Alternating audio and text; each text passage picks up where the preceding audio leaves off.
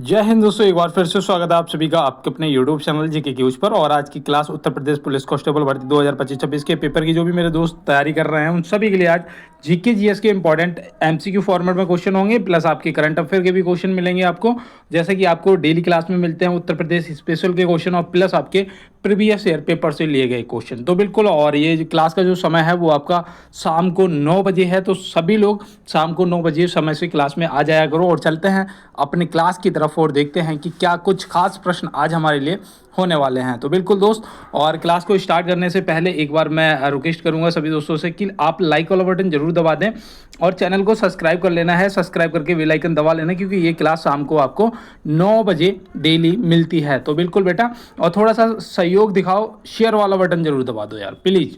तो चलते हैं अपने क्लास की तरफ, समय को बिल्कुल बर्बाद नहीं करेंगे। और यहाँ पे देखो, हमारा पहला प्रश्न दिया है कि भारत की स्थलीय सीमा की लंबाई लगभग कितनी है। भारत की स्थलीय सीमा की लंबाई लगभग कितनी है, तो मैं आपको यहाँ पे बताऊँ, आपका जो राइट आंसर है इनमें से वो हो जाएगा 15,200 किलोमीटर। ऑप्शन सी यहाँ पे क्या हो जाएगा, आपका बिल्कुल राइट आंसर हो जाएगा। ये पता है कितने देशों के साथ में स्थलीय सीमा लगती है भारत की? 7 देशों के साथ में लगती है। और अगर यहाँ पे जलीय सीमा पूछ ली जाएगी तो 2 देशों के साथ लगती है। तो यहाँ पे आप ये ध्यान रखेंगे, अफगानिस्तान और पाकिस्तान, चीन, नेपाल, भूटान, बांग्लादेश, म्यांमार, ये आपके 7 देश जो हैं वो स्थलीय सीमा साझा करते हैं। तो बिल्कुल, और चलते हैं अपने अगले प्रश्न पे। देखिए यहाँ पे दिया है, निम्नलिखित में से जौनपुर शहर की स्थापना किसने की थी। जौनपुर शहर की स्थापना किसने की थी और कब करी थी, ये हमें पता होना चाहिए। हो सकता है हमारे पेपर में पूछ लिया जाए। तो बिल्कुल मैं यहाँ पे आपको बताऊं कि आपका राइट आंसर ऑप्शन बी हो जाएगा, फिरोज शाह तुगलक। ऑप्शन बी क्या हो जाएगा, फिरोज शाह तुगलक यहाँ पे आपका राइट आंसर हो जाएगा। ये आपको याद रहेगा कब करी थी स्थापना, तो मैं यहाँ पे लिख देता हूँ कि बेटा जो स्थापना करी थी वो करी थी 1359 में। तो ये भी आप यहाँ पे ध्यान रखेंगे। तो बिल्कुल दोस्त नोट कर लो, और चलते हैं इसके साथ अपने अगले प्रश्न की तरफ। पीडीएफ के लिए मैंने आपको बता दिया है, अभी जो था आपको पीडीएफ रेगुलर नहीं मिल पा रहा था, लेकिन अब जो है आपका लगभग 2-3 क्लासों से पीडीएफ रेगुलर मिल रहा है आपको। उसके लिए आपको टेलीग्राम ज्वाइन करना पड़ेगा, जो कि बिल्कुल अभी देखो सावन का महीना चल रहा है, बिल्कुल फ्री आपको जो है पीडीएफ मिलेगी टेलीग्राम। लेकिन आपको ज्वाइन करने के लिए डिस्क्रिप्शन बॉक्स में मैंने लिंक दे दिया है, वहां से आप ज्वाइन कर सकते हैं। अदरवाइज आप कमेंट बॉक्स में बोलेंगे तो वहां भी मैं लिंक आपको दे दूंगा, और आराम से ज्वाइन कर लेना है। डेली का डेली पीडीएफ आपको मिलता रहेगा। तो चलते हैं अपने प्रश्न पे। देखिए यहाँ पे दिया है कि भारत के किन 2 राज्यों की सीमा जो है वो नेपाल और भूटान से लगती है। बताओ, भारत के किन 2 राज्यों की सीमा नेपाल और भूटान से लगती है। बहुत अच्छा प्रश्न है, और यहाँ पे मैं उम्मीद करता हूँ कि जो भी मेरे दोस्त यहाँ पे राइट आंसर सोच रहे हैं तो उनका यहाँ पे राइट आंसर सिक्किम और पश्चिम बंगाल, मतलब ऑप्शन ए क्या बनेगा, बिल्कुल आपका यहाँ पे राइट आंसर बन जाएगा। तो इसे आप नोट कर लीजिएगा दोस्त, और चलते हैं इसके साथ अपने अगले प्रश्न की तरफ। उत्तर प्रदेश के किस जिले में सर्वाधिक जनसंख्या निवास करती है। उत्तर प्रदेश का वो जिला बताना है जिसमें सर्वाधिक जनसंख्या निवास करती है। तो यहाँ पे आपका राइट आंसर क्या होगा। देखो भैया, अभी जो जनगणना हुई है वो 2011 की जनगणना पे ही हमारे प्रश्न आते हैं, है ना, क्योंकि हर 10 वर्ष के अंतराल पे जनगणना होती है, लेकिन ये 21 में आपका कोविड होने की वजह से जनगणना नहीं हो पाई थी, है ना। तो ये हम सभी को पता है। तो उसके अकॉर्डिंग यहाँ पे जो हमारा प्रयागराज दे रखा है ना, ऑप्शन बी क्या हो जाएगा, बिल्कुल राइट आंसर हो जाएगा। तो ये आप यहाँ पे ध्यान रखेंगे, नोट कर लेंगे, पूछा जाएगा तो आप इसी तरीके से बता पाएंगे। चलते हैं इसके साथ अपने अगले प्रश्न की तरफ। प्रथम पंचवर्षीय योजना किस मॉडल पर आधारित थी। देखो, प्रथम पंचवर्षीय योजना का मॉडल पूछा जाएगा, किस पर विशेष रूप से जोर दिया गया था। तो आप सभी को पता है कि भैया कृषि के क्षेत्र पर विशेष जोर दिया गया था। अब यहाँ पे मॉडल पूछा है तो यहाँ पे हैरोल्ड डोवन मॉडल, ऑप्शन ए आपका क्या होगा, बिल्कुल राइट आंसर हो जाएगा। ये भैया याद रखना, ये 1951 में प्रारंभ हुई थी। कब हुई थी, 1951 में प्रारंभ हुई थी और 1956 तक चली थी। तो ये भी आपको याद होगा, है ना। इसका विकास दर लक्ष्य क्या रखा गया था, ये भी देखो प्रश्न बनता है। इसका जो है योजना का विकास दर लक्ष्य क्या था, तो वो रखा था 2.1% के लगभग, है ना। 2 पॉइंट, ये पॉइंट है बेटा, तो ध्यान रखना 2.1% के लगभग इसका जो विकास दर था वो रखा गया था। और वास्तविक जो प्राप्ति हुई थी वो हुई थी 3.6%, ठीक है ना। तो ये आप यहाँ पे ध्यान रखेंगे, ये पॉइंट है, क्योंकि यहाँ पे जो पेन है वो पॉइंट में नहीं चल पा रहा है, जिस वजह से थोड़ी सी दिक्कत आती है। महालनोबिस मॉडल जो है, याद रखना, ये दूसरी पंचवर्षीय योजना आपकी रही थी। और गडगिल दत्त मॉडल जो है ये याद रखना तृतीय पंचवर्षीय योजना का रहा था, और डीपी धर मॉडल जो है ये पांचवी पंचवर्षीय योजना का था। तो ये आप यहाँ पे चारों को नोट कर लेंगे, इंपॉर्टेंट हैं, ये आपसे पूछे जा सकते हैं। तो चलते हैं इसके साथ अपने अगले प्रश्न पे। देखिए यहाँ पे बेटा दिया है COP29 जलवायु सम्मेलन 2024 का आयोजन कहाँ हुआ था। करंट के भी क्वेश्चन है आपकी क्लास में, तो यहाँ पे आप क्या बताएंगे। बिल्कुल जो भी दोस्त यहाँ पे अजरबैजान या वाकू लगा रहे हैं उनका राइट आंसर ऑप्शन सी होगा, क्योंकि भैया जो वाकू है ये अजरबैजान में ही तो पड़ता है ना। तो यहाँ पे याद रखना है आपको, जो इसका सम्मेलन हुआ था वो बाकू में हुआ था, मतलब अजरबैजान में। और ये कब से कब तक हुआ था तो वो भी बता दूं, 11 से 22 नवंबर आपको रट लेना है दोस्त, ठीक है ना। 11 से 22 नवंबर आपको रट लेना है। तो बिल्कुल, और चलते हैं इसके साथ अपने अगले प्रश्न की तरफ। देखिए यहाँ पे दिया है भारत का कौन सा राज्य बांग्लादेश, भूटान और नेपाल की सीमाओं से लगा है। ये आज आपके लिए एक छोटा सा क्वेश्चन SW रहेगा, और इसका आंसर जो है वो आप कमेंट बॉक्स में बताएंगे, ठीक है ना। तो बिल्कुल बेटा, और मुझे उम्मीद है कि सभी इसका राइट आंसर करेंगे, क्योंकि क्लास के अंदर मैं इसका आंसर आपको बता चुका हूँ। तो आप प्लीज़ कमेंट बॉक्स में अपना आंसर जरूर बताइएगा। और चलते हैं अपने अगले प्रश्न की तरफ। यहाँ पे दिया है भारत में रूस और यूक्रेन युद्ध के दौरान कौन सी नीति का पालन किया था। बताओ, भारत ने, यहाँ पे भारत ने होना चाहिए था, माफ़ी चाहते हैं। भारत ने रूस और यूक्रेन युद्ध के दौरान कौन सी नीति का पालन किया था, ये आपके उत्तर प्रदेश पुलिस में पूछा जा सकता है। तो याद रखना है दोस्त, तटस्थिरता, मतलब कि ऑप्शन ए यहाँ पे क्या होगा आपका बिल्कुल राइट आंसर। कहने का मतलब है कि ना रूस के खिलाफ वोट किया और ना रूस के फेवर में वोट किया, और ऐसा ही उसने यूक्रेन के साथ भी करा है ना। तो मतलब ना किसी के फेवर में और ना किसी के खिलाफ, दोनों से अपने संबंध बनाए रखे, और बराबर जो भी व्यापार था वो रूस से भी करता रहा और यूक्रेन से भी अपने संबंध बनाए रखे। तो यहाँ पे ऑप्शन ए जो है वो हमारा बिल्कुल राइट आंसर हो जाएगा, याद रहेगा। बिल्कुल, चलते हैं अपने अगले प्रश्न पे। यहाँ पे दिया है यूनेस्को द्वारा कुंभ मेला को किस रूप में मान्यता प्राप्त है। ये तो हम सभी को पता है, पहले भी हम क्लासों में कर चुके कि भैया 2017 में मान्यता दी गई थी, है ना। यूनेस्को ने विश्व धरोहर में इसे शामिल किया था कुंभ मेला को। लेकिन पूछा है कि कुंभ मेला को किस रूप में मान्यता प्राप्त है। तो याद रखना दोस्त, अमृत संस्कृति विरासतों में। ऑप्शन बी यहाँ पे क्या हो जाएगा हमारा बिल्कुल राइट आंसर हो जाएगा। ऑप्शन बी, अमृत सांस्कृतिक विरासतों में इसे शामिल किया गया है। तो यहाँ पे बिल्कुल आपका राइट आंसर हो जाएगा, नोट कर लो। देखो बेटा, ये पूछे जा सकते हैं आपसे। और चलते हैं इसके साथ अपने अगले प्रश्न की तरफ। थोड़े से हार्ड क्वेश्चन भी होंगे, लेकिन मैं आपको बताऊं, क्लास को छोड़ के या बीच में स्किप करके नहीं जाना है, क्योंकि बेटा जो पेपर के अंदर हम स्किप वाला बटन दबाते हैं, अगर आपने पूरा क्लास को देखा तो स्किप वाला बटन आपको नहीं दबाना पड़ेगा। देखो यहाँ दिया है 2024 में सबसे बड़ा निवेशक देश भारत का कौन सा बना है। बताओ 2024 में सबसे बड़ा निवेशक देश भारत का कौन सा बना है। तो यहाँ पे आपका राइट आंसर क्या होगा। ये भी 2024 के करंट से संबंधित आपका प्रश्न है, और यहाँ पे जो आपका राइट आंसर होना चाहिए वो होना चाहिए सिंगापुर। क्या, ऑप्शन सी सिंगापुर यहाँ पे आपका बिल्कुल राइट आंसर दोस्त बनेगा। तो इसे आप क्या करेंगे, नोट कर लेंगे। और चलते हैं इसके साथ अपने अगले प्रश्न की तरफ। देखिए यहाँ पे नेक्स्ट दिया है कि भारत में जीडीपी की गणना किस आधार वर्ष पर होती है। जीडीपी की गणना बतानी है कि किस आधार वर्ष पे होती है। तो यहाँ पे आप क्या बताएंगे। थोड़ा सा हार्ड क्वेश्चन लग रहा होगा, लेकिन दोस्त ये क्वेश्चन पेपर में डायरेक्ट आपसे पूछे जाते हैं। यहाँ पे जो राइट आंसर है वो याद रखना 2011-12 जनगणना। ऑप्शन ए यहाँ पे हमारा राइट आंसर हो जाएगा।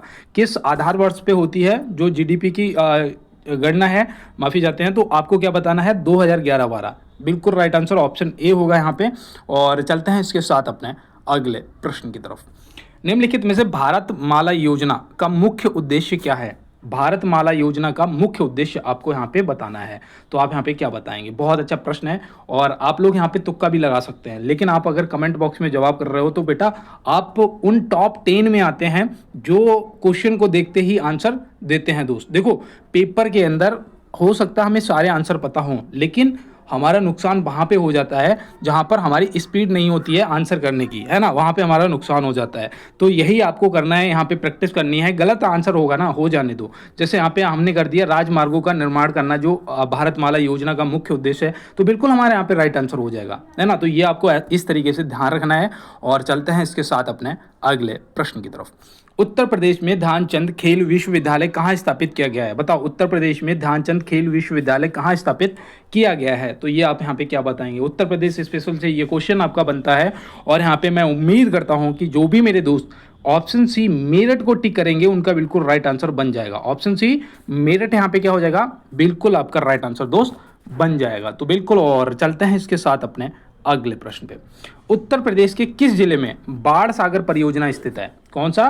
बाढ़ सागर परियोजना। तो आप यहाँ पे क्या बताएंगे? बहुत अच्छा क्वेश्चन है और मैं उम्मीद करता हूँ देखो उत्तर प्रदेश स्पेशल भी आपका कंप्लीट हो जाएगा। अगर आप पीसीएस की भी प्रोविंशियल सिविल सर्विस की भी प्रिपरेशन कर रहे हैं तो भी आपके लिए ये क्लास इंपॉर्टेंट है, क्योंकि यहाँ पे यूपी स्पेशल भी आपका क्लियर होता हुआ चल रहा है। तो यहाँ पे राइट आंसर आपका मिर्जापुर होगा, ये आपको ध्यान रखना है। बाढ़ सागर परियोजना जो है वो मिर्जापुर में स्थित है। तो ऑप्शन सी यहाँ पे क्या हो जाएगा, आपका बिल्कुल राइट आंसर हो जाएगा। चलें अगले प्रश्न की तरफ। बहुत अच्छे। भारतीय सेना का ऑपरेशन विजय किस से संबंधित है? ऑपरेशन विजय बताना है भारतीय सेना का किस से संबंधित है। तो यहाँ पे आप क्या बताएंगे? बहुत अच्छे, सभी दोस्त यहाँ पे आंसर करेंगे। देखो यहाँ पे जो आपका कारगिल युद्ध हुआ था उससे संबंधित है। ऑप्शन ए यहाँ पे क्या हो जाएगा, आपका राइट आंसर कारगिल हो जाएगा। ये कब चला था भैया? तो ये युद्ध हुआ था 1999 में। कब हुआ था? 1999। तो ये भी आप यहाँ पे ध्यान रखेंगे और ऑप्शन ए यहाँ पे क्या, आपका राइट आंसर। चलते हैं इसके साथ अपने अगले प्रश्न पे। 2024 में नाटो का नया सदस्य देश कौन बना है? भैया नाटो का नया सदस्य देश बताना है 2024 में कौन बना है। तो 2024 का करंट से ये क्वेश्चन और आपसे यहाँ पे पूछ लिया गया है। याद रखना ये 32वां देश सदस्य बना है। देखो ये भी मैं आपको यहाँ पे बता दूं कि ये 32वां देश सदस्य बना है और ये है कौन? स्वीडन। ऑप्शन सी यहाँ पे क्या हो जाएगा, स्वीडन आपका राइट आंसर हो जाएगा। तो ये भी आप यहाँ पे ध्यान रखेंगे। डेट भी याद रखना 7 मार्च को बना था। कब दोस्त? 7 मार्च 2024 को ये नाटो का सदस्य बना था। तो ये भी आप यहाँ पे ध्यान रखेंगे। चलते हैं इसके साथ अपने अगले प्रश्न पे। 70वां क्वेश्चन है। 5 सेकंड के लिए रुकूंगा और यही कहूंगा कि हो सकता है मेरी जबान पे मां सरस्वती विराजमान हो और जिन भी दोस्तों के कानों में मेरी आवाज़ जा रही है, आपको बेटा इस बार 100% सफलता मिलेगी। 100% आपका सिलेक्शन हो के रहेगा। तो बिल्कुल दोस्तों, और आप भी अपने भाई को थोड़ा सा सपोर्ट दिखाओ। आप लोगों ने बहुत अच्छा सपोर्ट दिखाया प्रीवियस क्लास में। तो बिल्कुल दोस्त, इस क्लास को भी एक बार ना सभी दोस्त देखो लाइक वाला अपना प्रेजेंट ही लगवा दिया करो कि भैया हम आते हैं क्लास में, है ना, रेगुलर आएंगे। तो लाइक वाला बटन दबा दिया करो और चैनल को सब्सक्राइब करके बेल आइकन जरूर दबा लेना, जो भी मेरे दोस्त पहली बार क्लास में आए हैं। और ये क्लास आपको डेली शाम को 9 बजे मिलती है। और मैं यहाँ पे आपको बता दूं कि एक आपकी SSC MTS की क्लास चल रही है। MTS की क्लास चल रही है जो आपकी शाम को 8 बजे मिलेगी आपको आज से, ठीक है ना। तो 2 क्लासें आपके रेगुलर स्टार्ट हो चुकी हैं। तो इसीलिए मैं आपसे कह रहा हूं कि अगर अभी तक आपने चैनल को सब्सक्राइब नहीं कराया तो कर लो दोस्त, क्योंकि यहाँ पे आपको इंपॉर्टेंट क्वेश्चंस डेली करने को मिलेंगे। देखो अब चलते हैं अपने प्रश्न पे। यहाँ दिया है निम्नलिखित में से हड़प्पा सभ्यता का प्रमुख बंदरगाह कौन सा है? बताओ हड़प्पा सभ्यता का प्रमुख बंदरगाह जो है वो कौन सा है? तो यहाँ पे राइट आंसर हमारा भैया लोथल ही होगा। ऑप्शन बी क्या होगा यहाँ पे, लोथल हमारा बिल्कुल राइट आंसर हो जाएगा। तो बिल्कुल दोस्त नोट करो। चलते हैं अपने अगले प्रश्न पे। किन देशों की समुद्री सुरक्षा के लिए ब्लू पैसिफिक पार्टनरशिप गठित हुआ है? बताओ ब्लू पैसिफिक पार्टनरशिप गठित हुआ है किन देशों की समुद्री सुरक्षा के लिए? तो यहाँ पे तो बहुत इजी क्वेश्चन ये हमारा बन चुका है, क्योंकि यहाँ पे जो भी ऑप्शन दिए हैं जैसे कि संयुक्त राज्य अमेरिका हो गया, ऑस्ट्रेलिया होगा, न्यूजीलैंड हो गया, तो भैया ये तीनों सदस्य हैं, है ना। और उसमें एक और है वो याद रखना बेटा, कौन? जापान, ठीक है ना। मैं यहाँ पे प्लस कर देता हूँ जापान को। तो ये भी आप यहाँ पे ध्यान रखेंगे, ठीक है ना। ब्लू पैसिफिक पार्टनरशिप में 4 देश सदस्य हैं, जापान, संयुक्त राज्य अमेरिका, ऑस्ट्रेलिया और न्यूजीलैंड। तो ये सभी यहाँ पे क्या बनेगा, हमारा बिल्कुल राइट आंसर बनेगा। चलते हैं अपने अगले प्रश्न पे।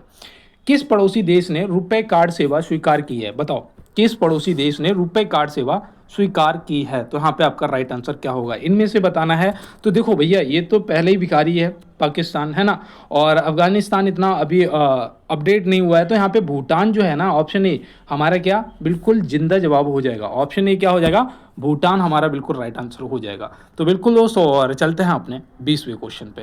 देखो एक चीज़ मैं बताऊं, हमेशा मैं आपसे कहता हूं कि दोस्त कोई भी लक्ष्य इंसान के संघर्ष से या साहस से बड़ा नहीं होता है ना। और हारता हमेशा ध्यान रखना कि हारा वही जो लड़ा नहीं। तो इसीलिए बेटा बिल्कुल मेहनत के साथ काम करना है। और यहाँ पे देखो दिया है कि निम्नलिखित में से मिशन इंद्रधनुष योजना किससे संबंधित है? तो यहाँ पे आपका राइट आंसर क्या होगा? तो बिल्कुल दोस्त, यहाँ पे जो आपका मिशन इंद्रधनुष योजना है वो आपको ध्यान रखना है कि ये एक टीकाकरण से संबंधित है। ऑप्शन ए क्या हो जाएगा, बच्चों में जो टीकाकरण होता है ना, वो ध्यान रखना है कि ये वैक्सीनेशन टीकाकरण से आपका संबंधित है। और इसे कब, ये भी पूछा जा सकता है कि मिशन इंद्रधनुष योजना को कब प्रारंभ किया गया था। तो आपका राइट जवाब होगा 2014 में। कब किया गया था बेटा, 2014 में। तो ये भी आप यहाँ पे ध्यान रखेंगे, नोट कर लो। चलते हैं इसके साथ अपने अगले प्रश्न की तरफ। भारत में किस नदी को दक्षिण गंगा के नाम से जाना जाता है। ऐसी बात नहीं है कि सारे क्वेश्चन हार्ड आते हों, ऐसे भी क्वेश्चन आते हैं, है ना, ऐसे भी पूछे जाते हैं जो कि आप देखते ही आंसर करेंगे कि भैया गोदावरी हो जाएगा, है ना। ऑप्शन डी आपका क्या हो जाएगा, गोदावरी राइट आंसर हो जाएगा। यहाँ पे एक प्रश्न और बन सकता है कि भैया जो नासिक है ना, नासिक किस नदी के किनारे स्थित है। तो आप क्या बताएंगे। तो याद रखना है आपको भैया कि जो नासिक है वो भी आपका गोदावरी के किनारे स्थित है। तो ये भी आप यहाँ पे नोट कर लेंगे, पूछा जा सकता है। चलते हैं इसके साथ अपने अगले प्रश्न की तरफ। निम्नलिखित में से रेड डाटा बुक का संबंध किससे है। रेड डाटा बुक बताना है कि इसका संबंध किससे है। तो यहाँ पे आपका राइट आंसर क्या होगा। बिल्कुल सभी लोग यहाँ पे राइट आंसर करेंगे कमेंट बॉक्स में। और यहाँ पे जो आपका राइट आंसर है वो हो जाएगा संकटग्रस्त प्रजातियों और विलुप्त प्रजातियां, मतलब ए और बी दोनों यहाँ पे क्या बनेगा, ऑप्शन सी यहाँ पे आपका राइट आंसर हो जाएगा। तो इसे आप नोट कर लीजिएगा। और चलते हैं इसके साथ अपने अगले प्रश्न की तरफ। तो बिल्कुल दोस्त, चलते हैं अपने अगले प्रश्न की तरफ। देखिए यहाँ पे दिया है कि बिमस्टेक संगठन में कितने देश सदस्य हैं। कौन से में, बिमस्टेक संगठन में कितने देश सदस्य हैं। तो यहाँ पे आपका राइट आंसर क्या होगा। बहुत अच्छे, मैं आपको बताऊं, अगर आपने यहाँ पे अपना राइट आंसर करा है तो कोई बात नहीं है, और नहीं अगर करा है तो यहाँ पे आपको नोट करना है कि भैया 7 देश सदस्य हैं, है ना। ये आपको पता होना चाहिए, ऑप्शन सी हो जाएगा। इसमें देखो कौन कौन से देश सदस्य हैं वो भी मैं यहाँ पे आपको नोट करा दूँ। एक तो आप भारत को याद रखना है, दूसरा आप दोस्त यहाँ पे भूटान को याद रखेंगे, तीसरा आप यहाँ पे नेपाल को याद रखेंगे, चौथा आप यहाँ पे बांग्लादेश को याद रखेंगे, यहाँ पे बांग्लादेश को याद रखेंगे। और यहाँ पे आपको पांचवा श्रीलंका याद रखना है। कौन सा, श्रीलंका याद रखना है। तो ये भी आप नोट कर लो। और साथ में आपको म्यांमार याद रखना है, म्यांमार याद रखना है। और उसके बाद आपका यहाँ पे थाईलैंड आ जाएगा। तो ये भी आपको यहाँ पे ध्यान रखना है। देखो ये पीडीएफ मैं आपको टेलीग्राम पे दे दूंगा। और बिल्कुल अभी देखो सावन चल रहे हैं दोस्त, सावन चल रहे हैं, तो अभी ये पीडीएफ के लिए टेलीग्राम मैंने बिल्कुल फ्री कर रखा है। किसी दोस्त से कोई पैसा नहीं लगना है। वहाँ पे 600 प्लस दोस्त जो हैं वो पीडीएफ ले रहे हैं। अगर अभी तक आपने ज्वाइन नहीं करा है तो आप डिस्क्रिप्शन बॉक्स में जाइएगा या फिर कमेंट बॉक्स में मुझे पीडीएफ लिख के सेंड कर देना, या फिर टेलीग्राम को डायरेक्ट ज्वाइन कर लेना। और वहाँ पे इंस्टाग्राम की भी आईडी मेरी मिल जाएगी, अगर आप चाहें तो मुझे फॉलो कर सकते हैं। तो बिल्कुल, और चलते हैं अपने प्रश्न पे। देखो यहाँ दिया है माउंट एटेना ज्वालामुखी किस देश में स्थित है। कौन सी, माउंट एटेना ज्वालामुखी जो है वो किस देश में स्थित है। तो यहाँ पे आपका राइट आंसर क्या होगा। बिल्कुल बहुत अच्छे सभी दोस्त यहाँ पे अगर ऑप्शन बी के साथ में जा रहे हैं, इटली के साथ में जा रहे हैं, तो आपका यहाँ पे right answer option B Italy हो जाएगा। ठीक है ना, इसे नोट करिए। और ये सिलसिली द्वीप है, कौन सा द्वीप है देखो वो भी बता दो, इटली में ना सिलसिली द्वीप पर ये स्थित है। तो ये भी आप यहाँ पे नोट कर लो, ठीक है ना, पूछा जा सकता है। तो बिल्कुल, और चलते हैं इसके साथ अपने अगले प्रश्न की तरफ। किस संशोधन द्वारा दिल्ली को राष्ट्रीय राजधानी क्षेत्र का दर्जा मिला था। बताओ भैया, अच्छा प्रश्न है। किस संशोधन द्वारा दिल्ली को राष्ट्रीय राजधानी क्षेत्र का दर्जा मिला था। तो यहाँ पे आपका राइट आंसर क्या बनेगा, याद रखना है दोस्त, 69वें, मतलब कि 69वें, है ना। तो यहाँ पे ऑप्शन सी क्या होगा आपका राइट आंसर बन जाएगा। ये आप नोट कर लो। और मैं यहाँ पे एक चीज़ और बता दूँ, ये जो दर्जा दिया गया था ये दिया गया था 1991 में, लेकिन ये लागू हुआ था 1992 में। तो ये भी आप ध्यान रखेंगे यहाँ पे कि भैया ने ऐसा तो नहीं कहीं हमें कंफ्यूज कर दिया हो, है ना। तो याद रखना 1991 में ये हुआ था संशोधन और लागू हुआ था 1992 में। तो ये आपके लिए यहाँ पे इंपॉर्टेंट बनता है। चलते हैं अपने अगले प्रश्न पे। विश्व आर्थिक मंच WEF 2025 का आयोजन कहाँ हुआ था। बताओ, विश्व आर्थिक मंच 2025 का आयोजन कहाँ हुआ था। Very very most important, current से संबंधित आपका प्रश्न है। और इसका जो राइट आंसर है वो याद रखना दोस्त, स्विट्जरलैंड के दावोस में हुआ था। तो यहाँ पे ऑप्शन बी क्या हो जाएगा आपका, स्विट्जरलैंड, बिल्कुल राइट आंसर हो जाएगा। स्विट्जरलैंड के कहाँ हुआ था बेटा, दावोस में। तो ये भी आप यहाँ पे नोट करिए, दावोस में इसका आयोजन हुआ था। और कब से कब तक हुआ था तो वो भी बता दूं, ये 20 से 24 जनवरी के बीच में हुआ था, है ना, जनवरी के बीच में हुआ था। तो ये भी आप यहाँ पे ध्यान रखेंगे। तो बिल्कुल 2025 का ये क्वेश्चन है और आपसे पेपर के अंदर पूछा जा सकता है। तो चलते हैं इसके साथ अपने अगले प्रश्न की तरफ। भारत में पहली ड्रोन रक्षा प्रणाली इंद्रजाल किसने विकसित किया है? देखो बेटा, ये भी आपका इंपॉर्टेंट है और रक्षा प्रणाली से संबंधित है। और यहाँ पे पूछा है कि पहली ड्रोन रक्षा प्रणाली इंद्रजाल किसने विकसित किया है? तो यहाँ पे आपका राइट आंसर क्या होगा? बिल्कुल बहुत अच्छा है। और जो भी यहाँ पे ग्रेन रोबोटिक्स के साथ में जा रहा है ऑप्शन सी के, देखो डीआरडीओ और इसरो नहीं लगाना है यहाँ पे, याद रखना भैया, जो ये ड्रोन रक्षा प्रणाली है इंद्रजाल, ये ग्रोन रोबोटिक्स एक है, उसने कंपनी है, उसने ये विकसित किया है। और दूसरा याद रखना, ये कंपनी जो है ये हैदराबाद में स्थित है। कहाँ पर? हैदराबाद में। तो ये भी आप यहाँ पे ध्यान रखेंगे, नोट कर लो। देखो बेटा, पूछा जा सकता है और मैं आपको ना चीज़ें इस तरीके से बताना चाहता हूँ जैसे मैं चीज़ों को खुद पकड़ता हूँ या समझता हूँ, ठीक है ना दोस्त। और देखो यहाँ पे दिया है कि कौन सा ग्रह सबसे अधिक झुकाव के साथ परिक्रमण करता है। कौन सा ग्रह है जो सबसे अधिक झुकाव के साथ परिक्रमण करता है? या फिर इसे ऐसे भी पूछा जा सकता है कि भैया लेटा हुआ ग्रह किसे कहते हैं? बताओ भैया, लेटा हुआ ग्रह किसे कहते हैं? तो आपका यहाँ पे जवाब क्या होगा? बिल्कुल, जो भी यहाँ पे यूरेनस, मतलब यूरेनस का मतलब अरुण के साथ में जा रहे हैं, ऑप्शन बी के साथ में जा रहे हैं, उनका राइट आंसर हो जाएगा। याद रहेगा, ये पता कितने डिग्री झुकाव पर है, ऐसे याद रखना, 97.77 डिग्री, मतलब कि डिग्री झुकाव पर ये स्थित है, ठीक है ना, झुकाव के साथ परिक्रमण करता है। तो ऐसे आप याद रखोगे। ये जो वरुण है ना, इसे हरा ग्रह भी कहते हैं और बोल सकते हैं कि सबसे ठंडा पूछा जाएगा तो सबसे ठंडा भी ग्रह कहते हैं। ये भैया पॉइंट है, ठीक है ना, ये ध्यान रखना है। थोड़ा सा पेन यहाँ पे नहीं सही से चलता है। और जो वेनस है ना, ये सबसे गर्म ग्रह होता है, तो ये भी आप ध्यान रखेंगे, ठीक है ना, नोट कर लो। और प्रश्न का जवाब अरुण हो जाएगा, सी। चलते हैं अपने अगले प्रश्न पे। निम्नलिखित में से इंटरपोल का मुख्यालय कहाँ स्थित है? बेटा, इंटरपोल का मुख्यालय पूछा गया, इंटरपोल का मुख्यालय। और इसमें कितने देश सदस्य हैं ये भी इंपॉर्टेंट है। तो पहले तो याद रखना, लियोन यहाँ पे दिया है ना, ऑप्शन बी क्या हो जाएगा? आपका राइट आंसर हो जाएगा। ये पता है भैया लियोन कहाँ पड़ता है? बिल्कुल मैं बताऊंगा आपको, नोट करो, फ्रांस में। कहाँ पर? फ्रांस में पड़ता है। और इसमें 196 देश सदस्य हैं। कितने? 196 देश इसमें सदस्य हैं। तो ये भी आप यहाँ पे ध्यान रखेंगे, नोट कर लो। चलते हैं अपने अगले प्रश्न पे। आज बीच में नहीं जाना है, अभी 40 क्वेश्चन है बेटा, ठीक है ना, अभी क्लास को छोड़ के नहीं जाना है। देखो यहाँ पे दिया है, निम्नलिखित में से ऑपरेशन मेघदूत का संबंध किससे है? ऑपरेशन मेघदूत पूछा है, ऑपरेशन मेघदूत यहाँ पे पूछा जा रहा है। तो आप यहाँ पे क्या बताएंगे? बिल्कुल, अब यहाँ पे आपका कारगिल जवाब नहीं होगा, है ना। यहाँ पे आपका right answer Siachen glacier, option C होगा, ठीक है ना। ये आपको यहाँ पे ध्यान रखना है। और ये कब चलाया गया था? तो याद रखना, सियाचिन में अपना जो कब्जा था वो करने के लिए 13 अप्रैल 1984 को ये चलाया गया था भारतीय सेना द्वारा।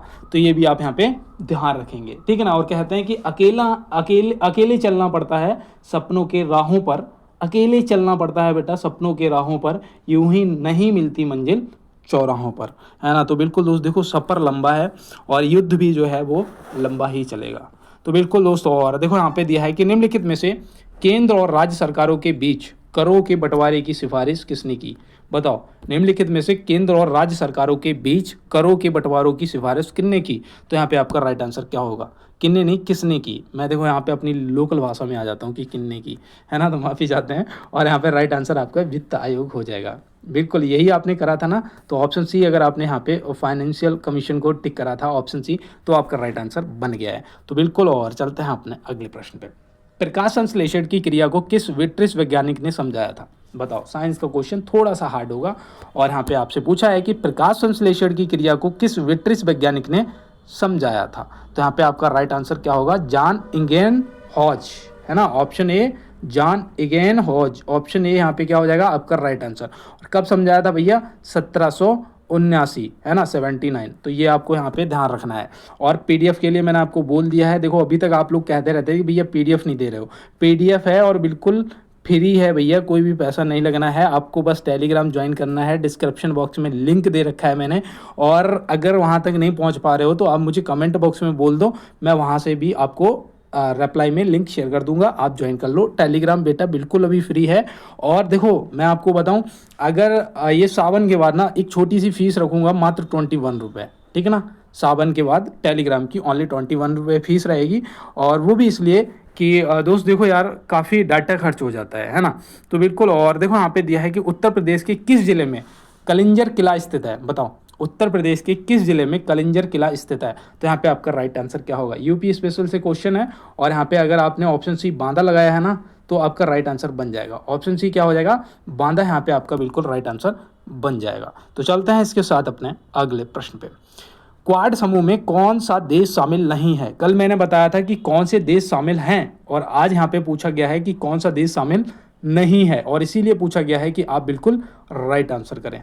ठीक है ना। तो बिल्कुल दोस्त यहाँ पे देखो, हम कैसे पता करेंगे? हमें पता है कि भैया भारत है, ठीक है ना, हमें पता है कि ऑस्ट्रेलिया भी है, हमें पता है कि जापान भी है, हमें पता है कि भैया अमेरिका भी है। कौन सा? अमेरिका भी है। तो फिर हमारा यहाँ पे क्या नहीं है? तो वो सिर्फ फ्रांस है। ठीक है ना। तो ऑप्शन डी क्या लगा देंगे? फ्रांस यहाँ पे हमारा राइट आंसर हो जाएगा। नोट कर लो। चलते हैं अपने अगले प्रश्न की तरफ। देखिए यहाँ पे दिया है, किस नदी को उत्तर भारत की जीवन रेखा कहा जाता है? अभी दक्षिण भारत की गंगा पूछा था, अब उत्तर भारत की जीवन रेखा पूछा है कि किस नदी को कहा जाता है। बताइए, ये इंपॉर्टेंट क्वेश्चन आपको लगता है या नहीं? तो यहाँ पे बिल्कुल मुझे तो लगता है भैया गंगा है, तो यहाँ पे राइट आंसर हो जाएगा। और भारत की सबसे लंबी जो नदी है वो भी गंगा है। इसकी लंबाई भी हम लोगों ने रट रखी है भैया, कितनी? 25 किलोमीटर है ना। तो ऐसे याद रखना, 2525 किलोमीटर या 25 किलोमीटर है ना, ऐसे रट लो। और चलते हैं इसके साथ अपने अगले प्रश्न की तरफ। भारत का सबसे पुराना जीवित शहर किसे माना जाता है? भारत का सबसे पुराना जीवित शहर किसे माना जाता है? ये प्रश्न काफ़ी इंपॉर्टेंट है और मैं उम्मीद करता हूँ कि यहाँ पे मेरे जितने भी तैयारी कर रहे हैं उत्तर प्रदेश पुलिस की दोस्त, वो सभी वाराणसी या फिर यहाँ पे आपको ऑप्शन सी की जगह पे वाराणसी की जगह पे काशी लिखा हुआ भी मिल सकता है ना। काशी लिखा या वाराणसी मिलेगा ऑप्शन में, तो आपको लगाना है, आपका बिल्कुल राइट आंसर हो जाएगा। तो बिल्कुल दोस्त, चलें अगले प्रश्न की तरफ। देखिए यहाँ पे दिया है, NH19 उत्तर प्रदेश के किस शहर को कोलकाता से जोड़ता है? NH19 जो है वो उत्तर प्रदेश के किस शहर को कोलकाता से जोड़ता है? तो यहाँ पे आप क्या बताएंगे? बिल्कुल दोस्त, देखो इंपॉर्टेंट क्वेश्चन आपके लिए बनेगा और मैं आपको यहाँ पे बताऊँ कि वो आगरा को जोड़ता है। ऑप्शन सी क्या हो जाएगा? आगरा। और ये NH19 जो है ना, इसे पहले NH2 भी कहते थे। क्या? NH2 भी कहते थे। तो ये भी आप ध्यान रखोगे, इसका पहले जो नाम था। और ये जो भैया NH19 है ना, ये देखो बिहार से होता हुआ जाता है। देखो उत्तर प्रदेश तो आता ही है आगरा तक, बिहार, फिर आपका आ जाएगा झारखंड, है ना, झारखंड भी जाता है, और झारखंड, पश्चिम बंगाल, और फिर ऐसे होके आपका कोलकाता। ठीक है ना। तो बिल्कुल, और चलते हैं अपने अगले प्रश्न पे।